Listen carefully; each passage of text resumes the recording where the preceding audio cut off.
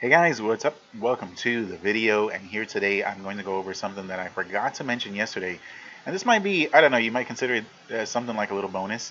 And this only applies just to the waves. Whenever you install a wave, I would suggest that you go over to the themes, the theme section, and swap the colors and see what happens. Um, I tested the waves, but I never went through all of the color palettes, only some. And most of the time it might have stayed the same. Sometimes there were changes. So now what I mean is this.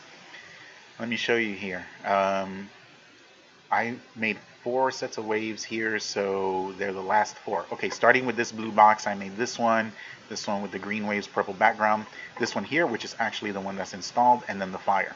Now, the PS has an internal color palette that you can't see that swaps the colors of your original theme when it turns the first of the month and at nighttime around 6, 7, 8 o'clock.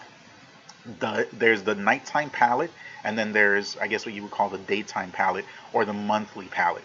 So these two colors at night sometimes combine, and that's why when you turn on your PS3 at night, if you have it set on original theme, you'll notice that it looks different than from the day. Also, on the first of the month, it changes. Some people didn't know that. So on these, when we create these waves, like in this case for the fire one, the internal color palette and all the colors for the daytime or monthly, whatever you want to call it, are exactly the same. So when you pick this fire wave, it's always going to be black, and of course the waves are always going to stay the same. So no matter what time of day it is, no matter what time of year it is.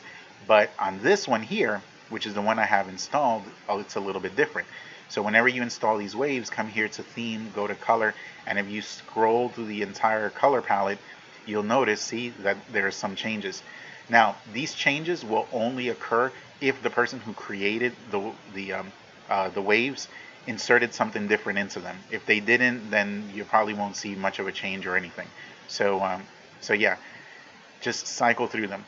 Sometimes, they'll start off with their favorite color. They'll start off with blue, and they'll make something different for blue, and then they'll do maybe the light blue, and then they lose interest or they lose time or whatever, and then they don't finish. But you won't know where they started from or what changes they made unless you cycle through all the colors. All right, so just cycle through them and see if something different pops up.